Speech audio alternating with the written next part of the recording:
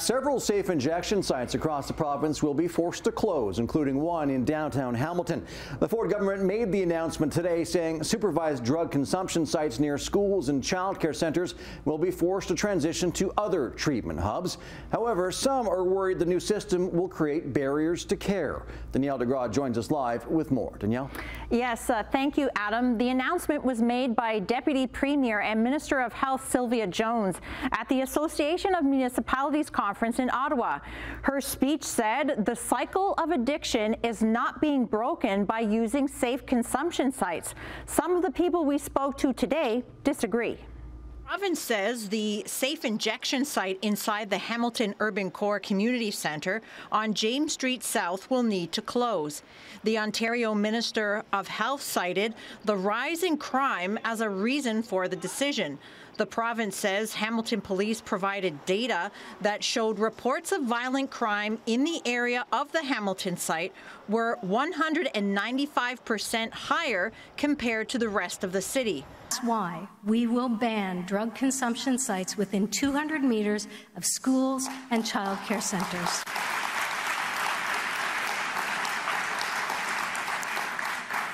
We will be introducing new measures to enhance public safety for any remaining sites.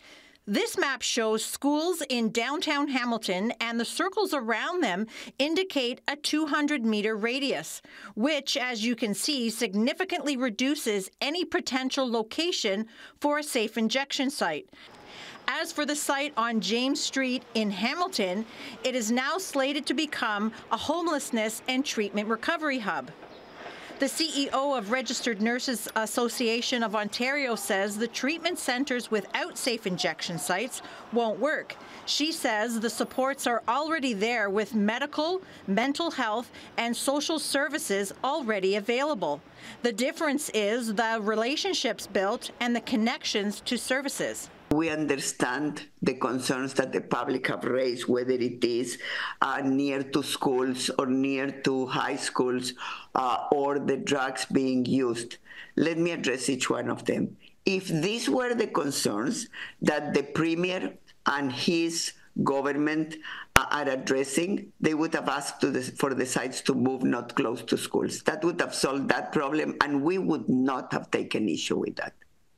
We, in fact, what we were asking is more safe consumption sites across the province because people are dying in the street using alone and from toxic. Windsor MPP Lisa Gretzky says she supports safe consumption sites for the relationships that are built and, in turn, the connection to services. She cites safety concerns, and while we share concerns, obviously, about community safety, I can tell you that from my community alone, at Safe Point Consumption, there was no security issues there. We did not have a sudden increase in crime. The announcement today calls for the closure of identified safe consumption sites by the end of March next year. Those sites will be asked to convert to centres of treatment and prevention services without supervised drug consumption or needle exchange programs.